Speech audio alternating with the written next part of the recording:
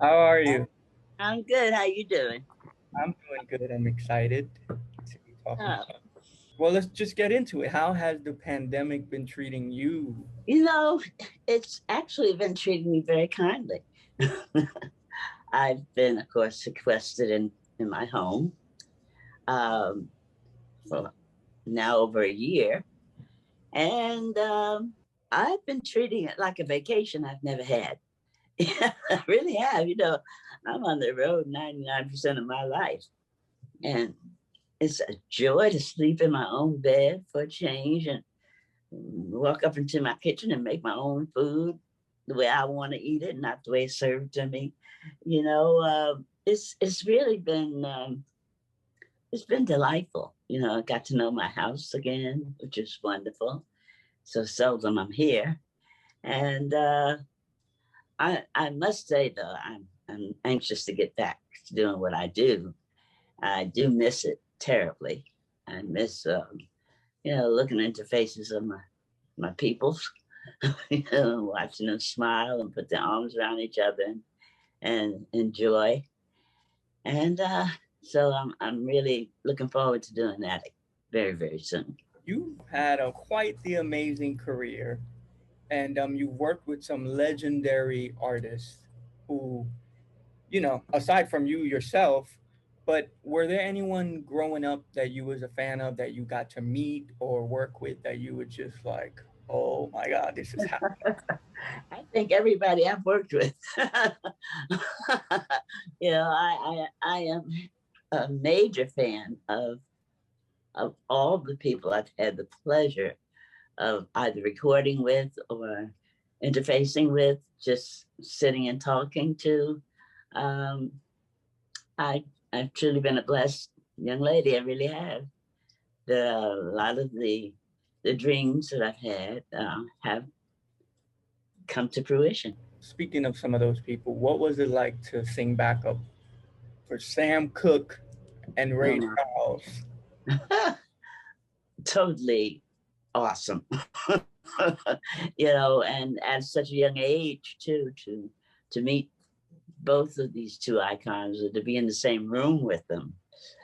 Sam, I knew because I got to meet him during his gospel years. Coming from a gospel singing family, my mom's group, the Drinker Singers and the Soul Stirrers, would find themselves on the same programs most times. So I did get to know Sam long before he entered the pop world. Um, Ray Charles, of course, everybody knew what I say. and, and that he ended up being the most incredible friend that one can ever have. Sensitive, God knows how talented he was and is still to this very day. So it was an awesome experience. Do you have any, well, I don't want to say your favorite memory, but a funny moment or something just really memorable with Luther Vandross? With Luther, it was always a comedic moment. Luther, boy, do I miss him. I mean, truly miss him. Luther was more than a friend, he was family. And I would get those 3 or 4 o'clock in the morning calls from him asking me if I saw the match between Gorgeous George and Baba Gabuga, whoever they were, in the wrestling arena. Luther was an enormous wrestling fan. And he always wanted to take me to a wrestling match. Like, I said, you crazy? I'm going to do a wrestling match. No, but he was just, I told him, I said, he missed his call and he should have been a comedian. He really should have. He was wonderful. And what was Karen Carpenter like first meeting her? Karen was, she was, how do you describe Karen? She always was a little girl to me. She represented, she was very soft spoken, um, very easy. She was just, I don't know how to describe her. It's like when you touch something like cashmere or silk or, whatever that feeling is, that kind of represented her. She was a wonderful young lady. Wonderful. Wow, that's a description. Catch me. Yeah, yeah, she was just one of those soft people. And you've obviously done a bunch of legendary things in your career, performances, but I gotta ask about the Ed Sullivan Show because you were on there quite a lot. Yeah, Was it as legendary as it is now then?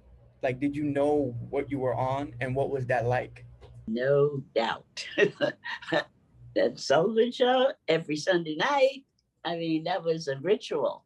Um, I don't know any family that did not have who had television in their homes um, would ever miss the Ed Sullivan Show, and especially when people of color finally started popping up on it. It became like, oh my goodness, who's going to be on this week? And you kind of had the feeling when you were invited to do the Ed Sullivan Show, girlfriend, you've made it, okay?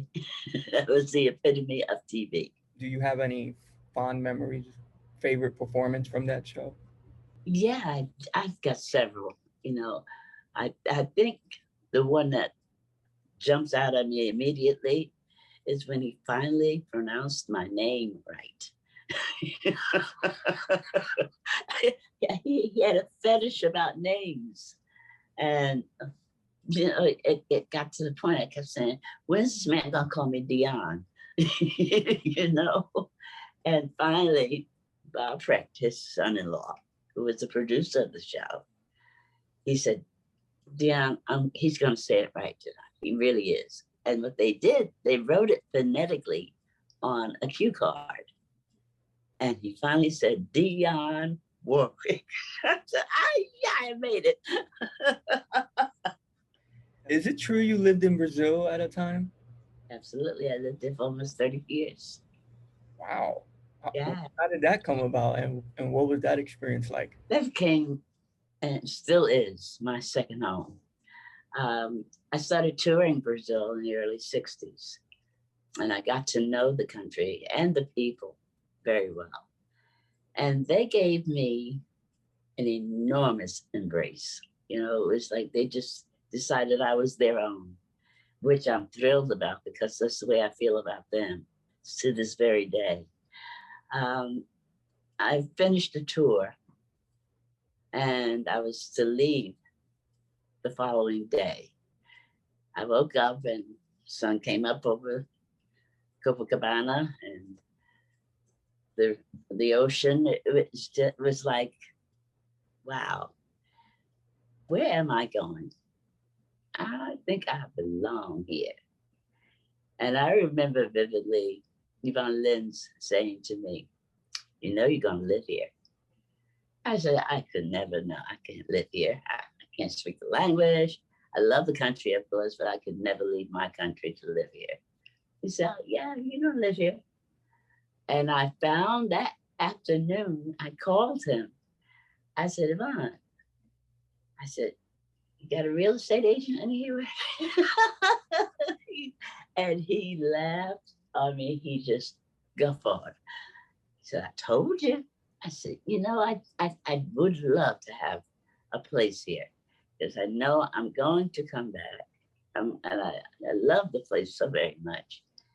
And he took me around and I found a house that I fell in love with. And the next thing I knew, I was living in Jardin Botanical. Oh, that's amazing. Something similar happened to me. I'm in Puerto Rico now, and I came here 7 years ago to do a documentary, and like Yeah, you said, you just feel like, wow, this is where you belong. Yeah. I know the feeling very well. You've had some legendary titles, but I think, no, I don't want to say the most legendary of all, but Queen of Twitter. I still find that quite amusing. It is so much fun I said, Queen, how did that happen? I still don't know how that happened. What when you first heard of Twitter, what did you? Because I know when I first heard of Twitter, I was like, "What is Tweety?" I had no idea what it was, and I had to, learn I, it. I used to laugh at myself, even, and my nieces and nephews and my grandbabies even. Um, and they would say, "Oh, we're doing Twitter, Twitter, whatever," And one afternoon, I had my nieces and nephews here at my home, and they were on Twitter, and they were giggling away.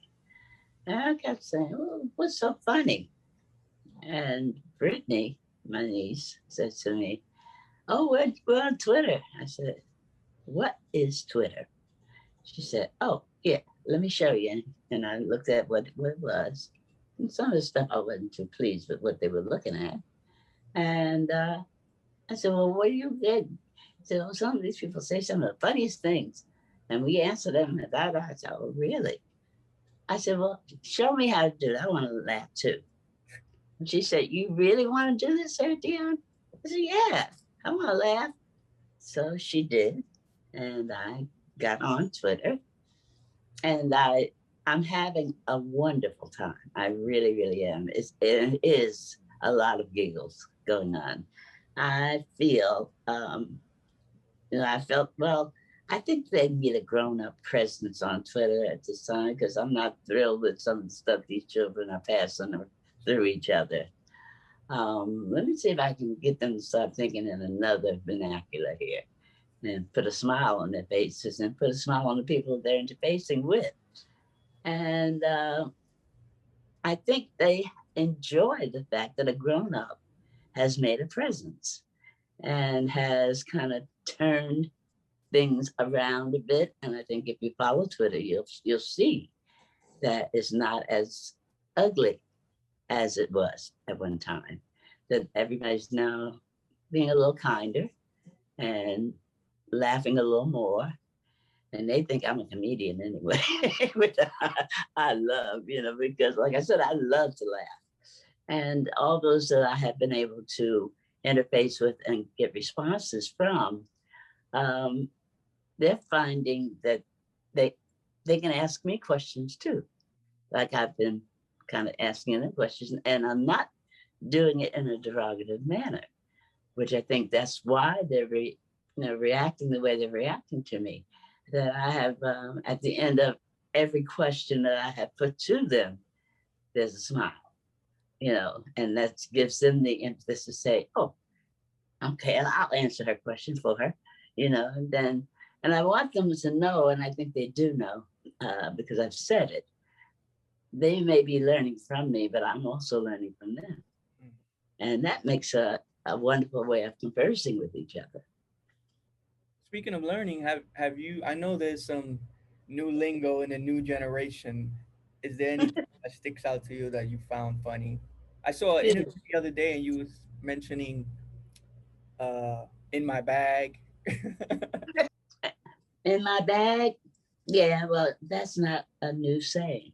Ooh, okay. You know, it's like, I mean, that's something I said when I was in high school. Where's your bag?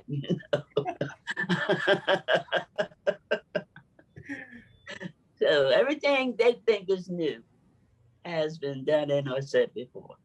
And how cool is it? Because back in just even a few years ago, we couldn't, you know, celebrities. There would be rumors going around, and you would have to maybe set up an interview to squash the rumor. But now you could just get on Twitter and say, "Hey, no, that's not it," or correct someone in a positive way. Uh-huh. Exactly. And it's like when they doubted that I was the one doing my own Twitter, and I finally got to the point where I did a little video letting know, yeah, it's me, you know. And for those of you who still don't believe it, you just got to deal with it. So this year marks the 35th anniversary of That's What Friends Are For. Yeah.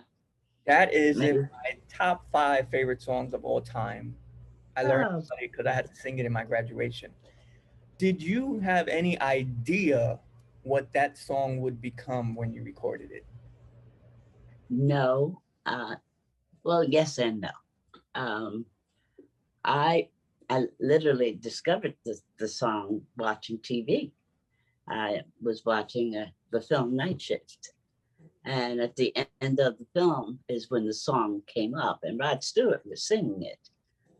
And I was in the throes of listening to music that Burton Howell, oh God rest your Hal, Burton Carroll, his wife, had been commissioned by Arista to produce 3 or 4 songs on me for a new project I was doing. And I just left their home that afternoon, as a matter of fact, listening to music, and was going back the next day.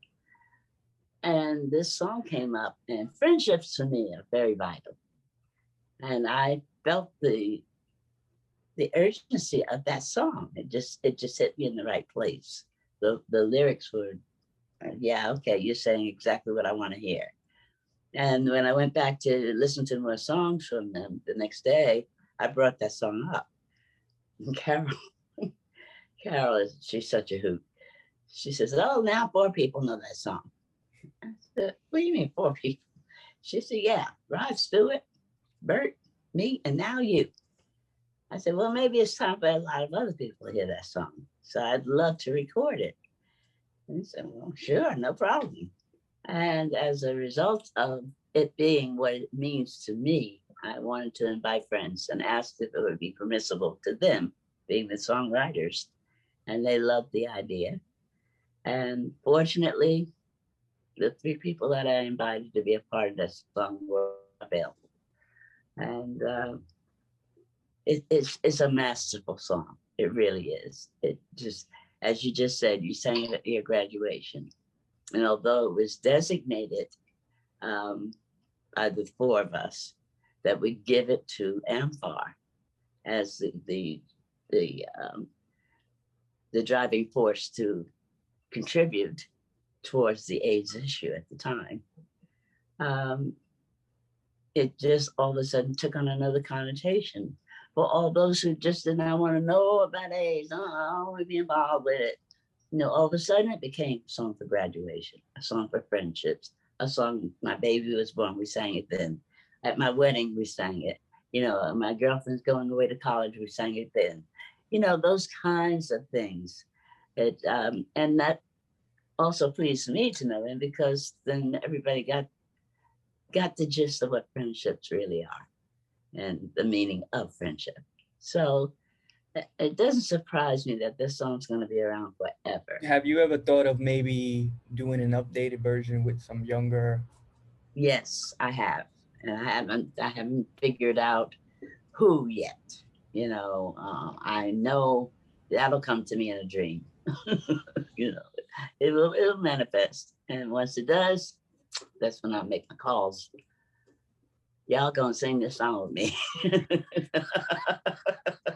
What does it take to be an icon?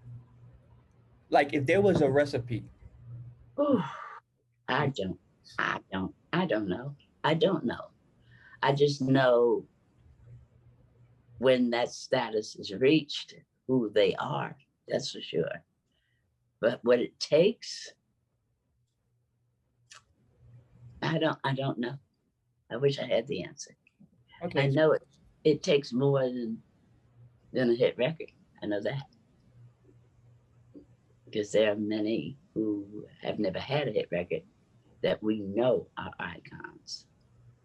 You know, people like Lena Horne, for one. mm, Um,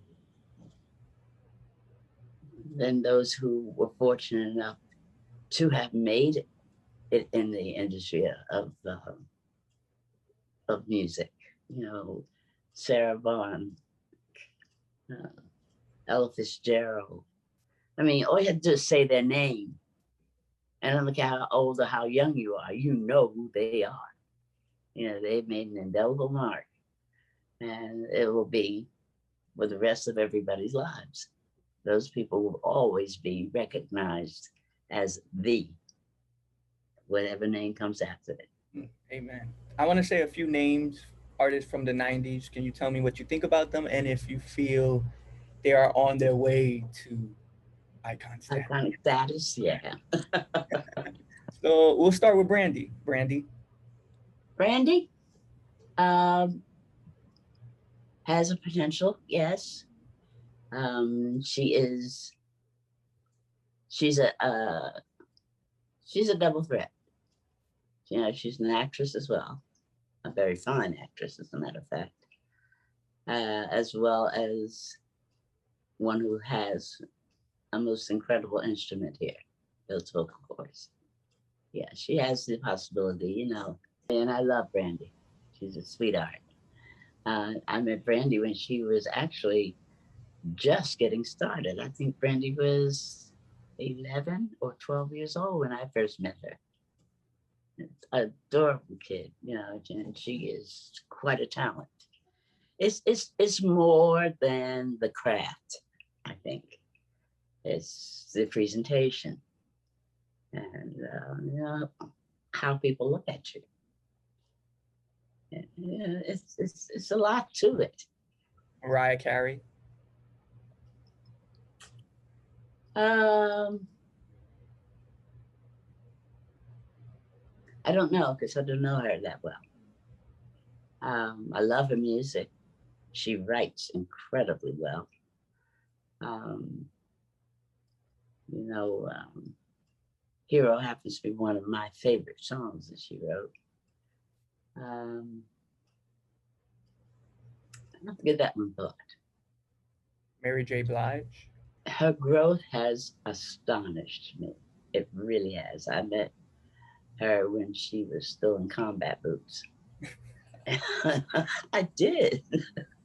And I've watched her grow, and it has been so pleasing to see that happen. You know, her grow into her womanhood. Yes, she has the ability to be. Yes. And lastly, Toni Braxton. Ah, I don't know. I don't know. I don't know if that's something even Toni would want. You know, if that's where she feels she's heading. I think she's enjoying her status as a recording performing artist. And I enjoy watching her and hearing her too. You know, um, I don't know if it's something she wishes to accomplish or not. I don't know. Another one I have to get thought to. What do you think of today's music? Because if I can be honest, I call it microwavable. It's like putting a microwave dinner in. Not all of it, but some of it. And Miss Warwick, I like a home cooked meal. You know what I mean? Like I need that soul, that good. So what do you think of You today's? know, I've had to really temper my thoughts on music. If you, yeah, I remember listening to to an interview of Ray Charles, and I remember vividly. In fact, I almost fell out of my chair when he said it. The young lady asked me, "Well, what do you think about today's music?" And he said, "Don't you dare call that music." I said, "Oh my God, you didn't say that." And and it mortified her. I mean, she just kind of shook. And I, for a long period of time, felt exactly the same way.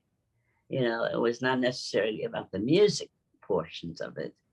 It had to do with these so-called gangsta rappers, of which I was one of the first ones to start giving them spankings. You know, no, we're not gonna have this. I'm sorry. My grandbaby listened to this crap. No, we're not gonna have that. Um, over the years, even my doing that has tempered a lot of rap. You know, everybody said, "Oh, wait a minute." I remember vividly having Suge Knight, um, Snoop Dogg, what's that boy's name? The And they had names that were just outrageous. I invited them to my home, and they all showed up. It was a 7 o'clock in the morning meeting with them, and they were all on time. We sat in my living room, and I started the conversation. I said, well, I called you all here together because I need to know something about you. And we conversed about everything. And I kind of let them know, first of all, I would never have called this meeting if I didn't care about them. And I wanted them to know that, first of all, because they all know you dissing. I said, what is dissing? And Corrupt, that's that boy's name.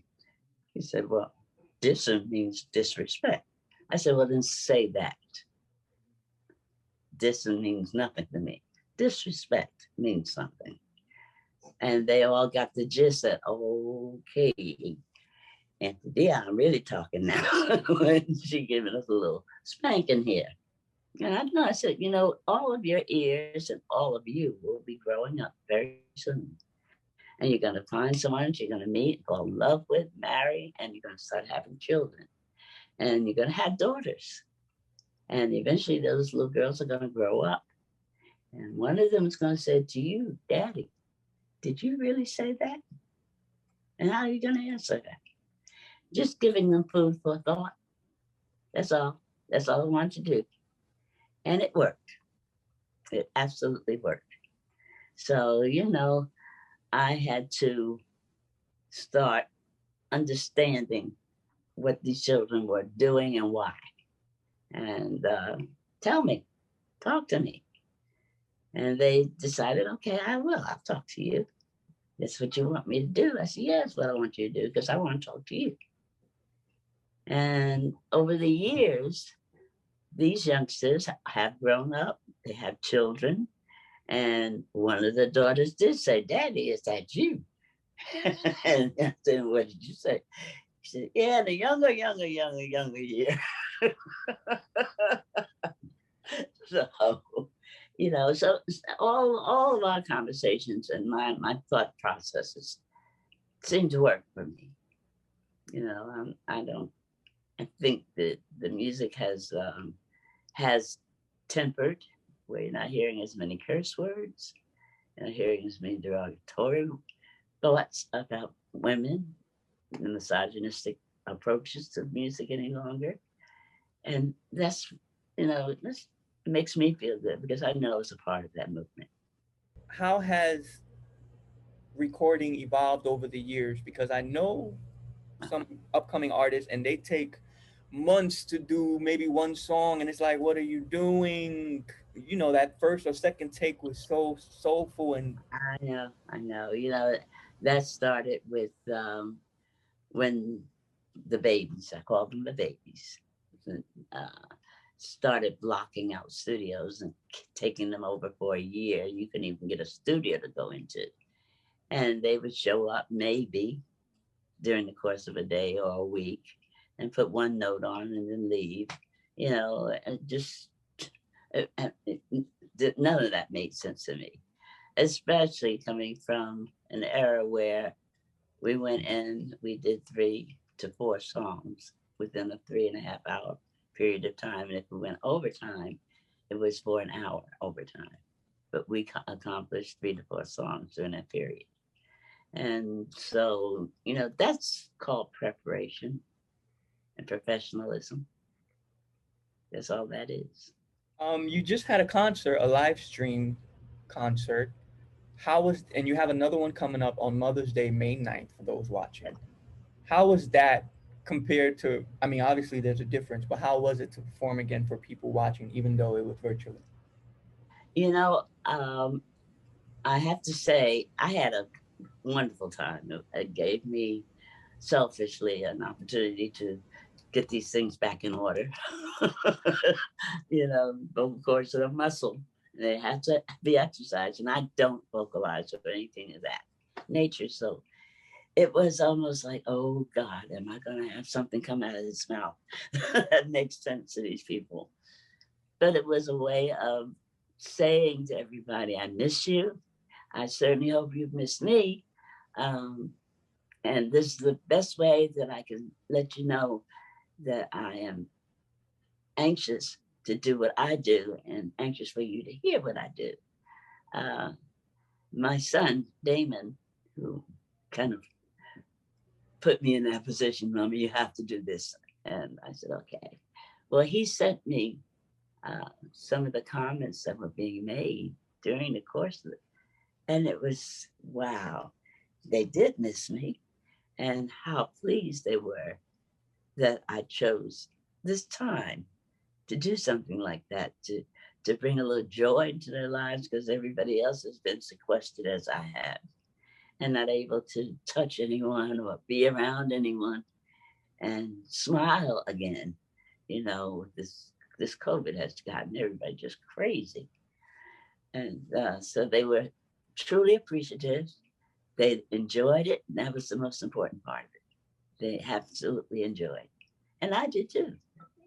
Have you had any crazy or funny fan moments throughout the years of meeting fans? Anything that stands out?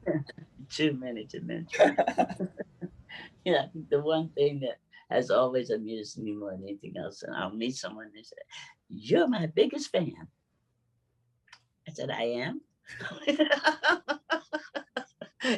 You know, they're just so get so flustered and so anxious to say something that it comes out the opposite way when the brain says something and the mouth says another. But I talk a lot about depression on my platform. Have you ever had any moments of depression or just as a creative feeling in a slump? And if so, how did you get through it? Or for someone who's watching right now who might be in that mental state, what advice would you give them? I have no way of giving any advice on anything like that. I've never. I you know I first of all, my faith is too strong for me to be depressed. It really is. I believe in God, and God has the answer as far as I'm concerned. You know, I truly believe in that old saying, we make plans and God laughs, because that is true. The plan has already been made. Why put yourself in a slump? You're going to come out of it. You know that. No way in the world you're going to stay there. Now, I know there's been talk about some biopic talk with Tiana Yeah. Taylor. Is that something that's really in the talks? Is that something you're looking forward Yes, it absolutely is. There's a biopic and there's a bio series. And the bio series is what Tiana is very much involved with. As a matter of fact, we've had, I don't know how many conversations already. Tiana knows more about me than I know about me. I mean, our homework has been pristine. And we're very anxious about it. You know, her notes have been most incredible.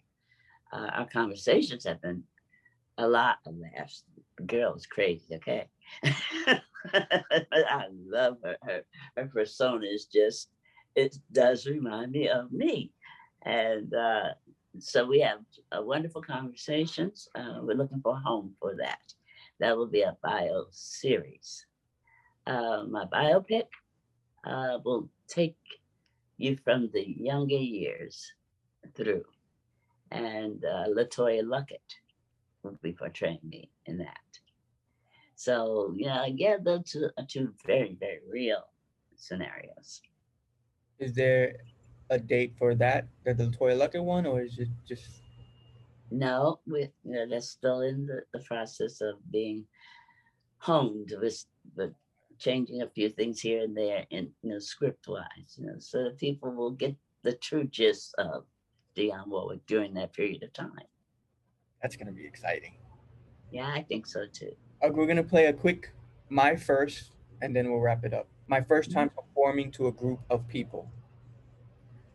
Uh, St. Luke's A&E Church, my grandfather's church, and he made me come up out of the congregation and stood me on some books in the pulpit and requested that I sing, which I thought he had lost his mind. I was 6 years old, and that was my first time literally singing took on a congregation of well over 1,000 people in that church. And I was terrified. And I sang the song that he requested, which was the one I led in our Sunday school, Jesus Loves Me. And my first time singing in front of that many people. And I must also say my very first standing ovation. Worst thing I do in the morning. Coffee. Literally, I do. I roll out of bed, go directly to my kitchen, make my cup of coffee, and then I go in to do my toiletries. That's, after putting coffee in your mouth, then you can brush your teeth. First thing I do, well, we're all kind of stuck home now, but it's the first thing I do when I get home. Oh, first thing, I turn on my television. I always have. I like noise. Mhm. So that has always been one of the first things I've ever done. Even if I don't watch it, there's noise. The first song I loved. Oh, wow.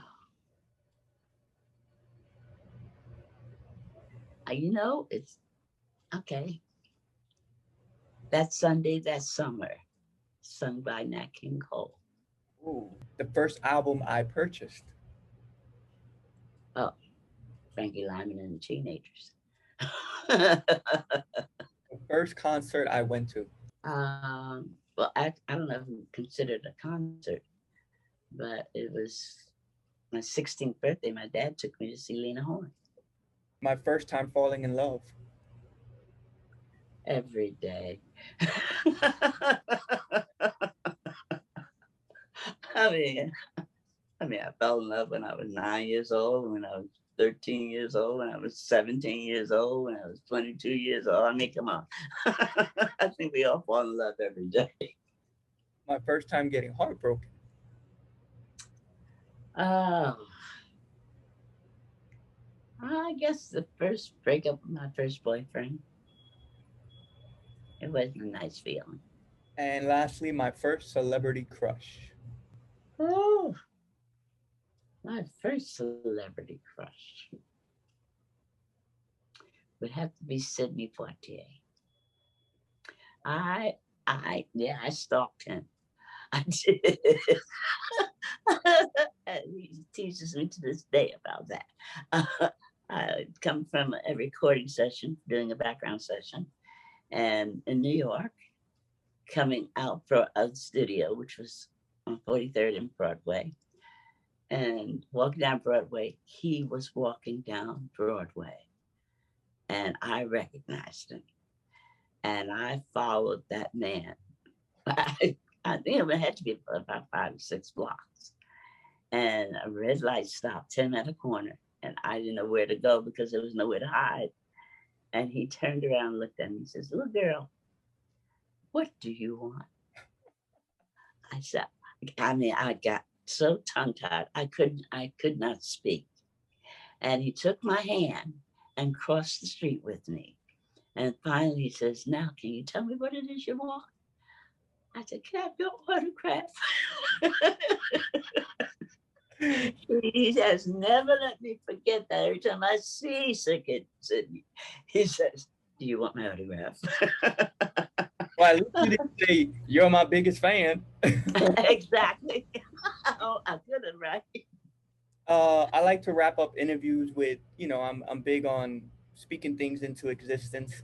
So is there anything you want to put out there into the world for yourself or just for the world in general? Yeah, peace. Oof. I mean, worldwide peace, yes. It would be such a comfort to know that people are smiling again at each other as opposed to bashing and hurting. I mean, hurt doesn't feel good, you know. I remember my grandfather told me I was frowning. So one day he says, "What are you frowning about?" I said, "Rah, rah, rah, rah," and he says, "So let me tell you something. I'll give you a little secret." He said, "Frowning will give you wrinkles. Smiling won't." Well, as you can see, I know that's right. okay, I love smiling. And that is the key. So, Yeah, smiles and absolute peace is what I would love to see happen.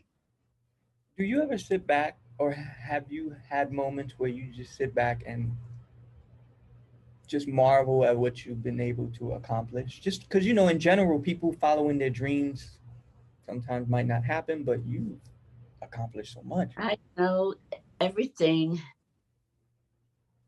Well, let me put it this way. I'm a firm believer that whatever happens is supposed to. And when it happens, that's when it's supposed to.